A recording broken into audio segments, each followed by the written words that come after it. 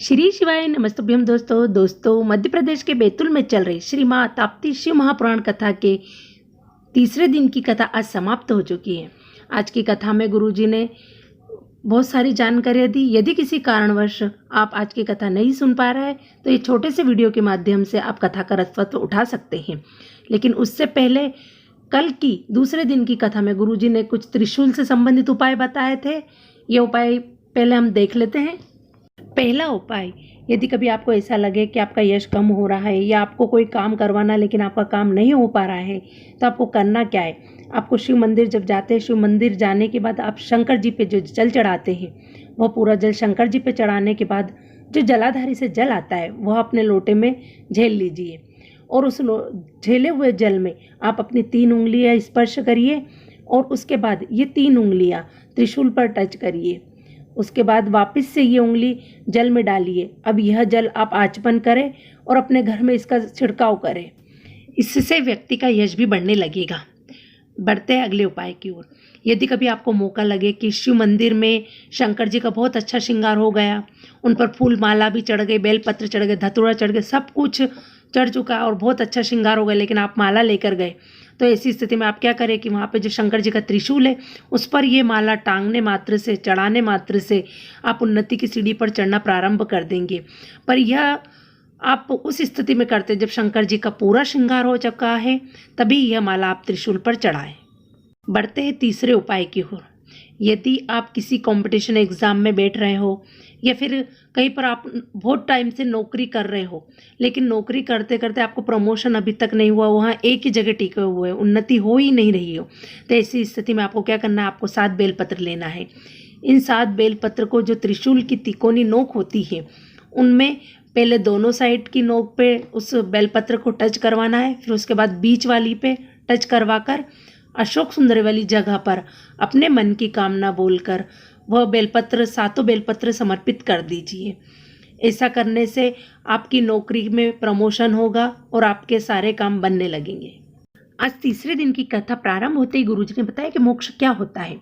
मोक्ष वह होता है जिसमें मनुष्य को दोबारा पृथ्वी पर जन्म नहीं लेना पड़ता है। बाकी का मनुष्य का जन्म होता ही अपने कर्मों का फल भोगने के लिए, तो आप ऐसे कर्म करें जिससे आपको दोबारा मनुष्य जन्म ही न लेना पड़े। अगली जानकारी में गुरुजी ने बताया है कि आप ब्यूटी पार्लर जाते हो और ब्यूटी पार्लर से केवल आपके ऊपर के चेहरे की सुंदरता बढ़ती है, लेकिन यदि आप अपने मस्तक पर चंदन का त्रिकुंड बनाते हैं तो इससे चेहरे पर चमक भी आती है और सुंदरता भी बढ़ती है। चाहे आप कितने भी सोने के गहने आभूषण पहन लो, लेकिन अगर गले में एक लाल धागे में रुद्राक्ष पहनोगे तो उससे आपके गले की शोभा बढ़ती है। उसी प्रकार यदि आप मुख की शुद्धता और शोभा बढ़ाना चाहते हैं तो आप मंत्र जाप करें, जैसे श्री शिवाय नमस्तुभ्यम, नमः शिवाय ओम।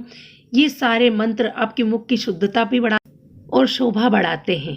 यदि आप नाम जाप करते रहेंगे, स्मरण करते रहेंगे, तो ये आपका 1 लोटा जल और नाम जाप यह विफल नहीं जाएगा। भोलेनाथ आपके साथ हमेशा बने रहेंगे। अगली जानकारी में गुरुजी ने बताया है कि 23 दिसंबर से 29 दिसंबर तक नासिक के माल्या गांव में दोपहर 2 बजे से 5 बजे तक पुण्य श्री शिव महापुराण कथा का आयोजन है।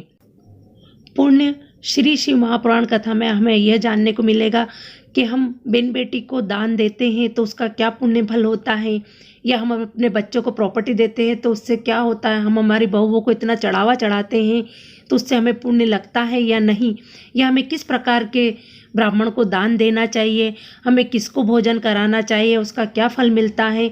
ये सारे फल के बारे में हम माल्या गांव में होने वाली पुण्य श्री शिव महापुराण कथा में श्रवण करने को मिलेगा। अगली जानकारी में गुरुजी ने बताया कि लक्ष्मी 2 प्रकार की होती है।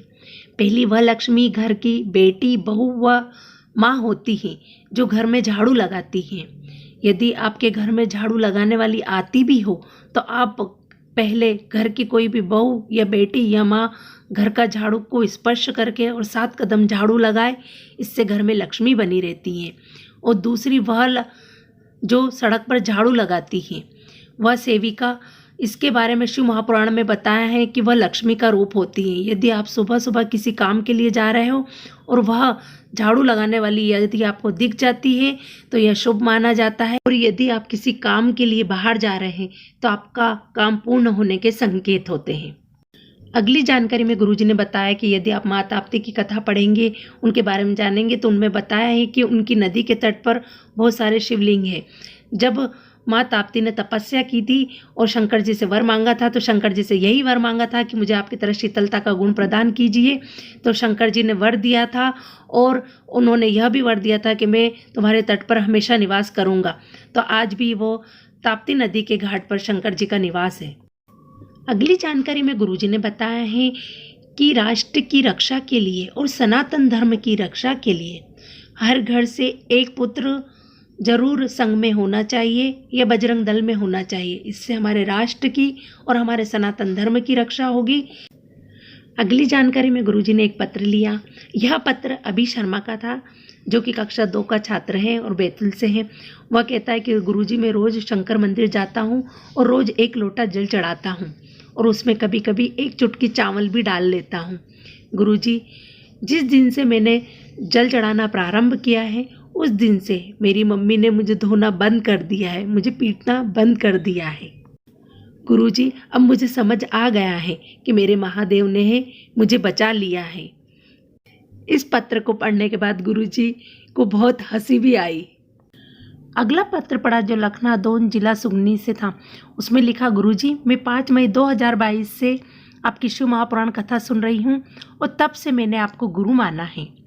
गुरुजी, मेरा छोटा लड़का बहुत शराब पीता है और वह इधर उधर पड़ा रहता है, बहुत गालियाँ भी देता है, अपशब्द कहता है। बाबा की ऐसी कृपा हुई कि मेरे लड़के ने सितंबर से ही महादेव को जल चढ़ाना प्रारंभ किया और तभी से उसकी शराब छूट गई और उसके 12 साल की बेटी ने उसके लिए पशुप्रति व्रत भी किया। गुरुजी, उसके बाद उसको 6 mm की पथरी भी हो गई थी, लेकिन बाबा की ऐसी कृपा हुई कि हमने उनको बेलपत्र और बाबा पर चढ़ाया हुआ जल पिलाना प्रारंभ किया। अब वह भी समाप्त हो चुकी है। मैं पंडाल में धोख लगाने आई हूँ। इसके बाद गुरुजी ने अगला पत्र पढ़ा जो कि स्मिता सुधीर सोनी का था। इनकी शादी को 14 साल हो गए थे। बाबा, हमें कोई संतान नहीं थी। फिर हमने छिंदवाड़ा के त्रिनेत्र शिव महापुराण कथा सुनी, जिसमें आपने सफ़ेद आंकड़े की जड़ का उपाय बताया था। वह उपाय हमने करा और पशुपति व्रत किया। आज हमें 2 जुड़वा बच्चे हैं, एक बेटा और एक बेटी। धोख लगाने आए हैं। इसके बाद अगले पत्र जो कि रानीपाल का था, उन्होंने लिखा, 1 लोटे जल की क्या महत्वता बताऊं गुरुदेव। 2021 में मेरे पति का एक्सीडेंट हो गया था, जिससे उनका घुटना टूट गया था और डॉक्टर ने ऑपरेशन करके कुछ उपाय करके बाबा की कृपा से वो ठीक हो गए। लेकिन 2022 में जून में घर में पैर फिसलने से उनका घुटना फिर टूट गया और घुटने के 2 टुकड़े हो गए। उसके बाद घुटने का ऑपरेशन किया, पर डॉक्टर ने कह दिया कि 6 महीने तक यह बिस्तर पर ही रहेंगे और उससे ज़्यादा भी रहना पड़ सकता है। लेकिन हमने 1 लोटा जल और बेलपत्र बाबा को चढ़ाना प्रारंभ किया और उस बेलपत्र और जल का आचमन करना प्रारंभ किया। 6 महीने की जगह वह 3 महीने में बिल्कुल ठीक हो गए हैं और यही शिव पुराण की कथा में वह भोजन का कार्य संभाल रहे हैं। अगला पत्र किसी भक्त ने रुमाल पर लिखकर भेजा था। वह पत्र गुरुजी ने पढ़कर नहीं सुनाया और समिति वालों को दे दिया और कहा कि आप इसको देखिए। उसमें लिखा था कि निःशुल्क बस सेवा जो चलती हैं उसमें वह लोग आते हैं तो उन पर प्रेशर डाला जाता है कि पहले आप यहाँ की कथा सुने, उसके बाद हम आपको मिश्रा जी की कथा में लेके जाएंगे। इस पर आप कार्रवाई करें। गुरुजी ने कहा, तभी तो ऐसा कहते हैं कि गंगा की 100 डुबकी, यमुना जी का पान और नर्मदा जी की दर्शन, ताप्ती का केवल नाम इंसान को, जीवात्मा को ताड़ देता है। कथा की अंतिम जानकारी में आशीष जी ने बताया है कि 16 फरवरी से 22 फरवरी तक जो रुद्राक्ष महापुराण कथा चलेगी, उस कथा के यदि आप जजमान बनने के इच्छुक हैं तो विठलेश सेवा समिति से में आप संपर्क कर सकते हैं। और यदि आपको वीडियो पसंद आई तो वीडियो को लाइक करें, चैनल को सब्सक्राइब करें और बेल आइकन को प्रेस करें ताकि गुरुजी के आने वाले उपायों की वीडियो हम सबसे पहले आप तक पहुंचा सके। जय श्री महाकाल।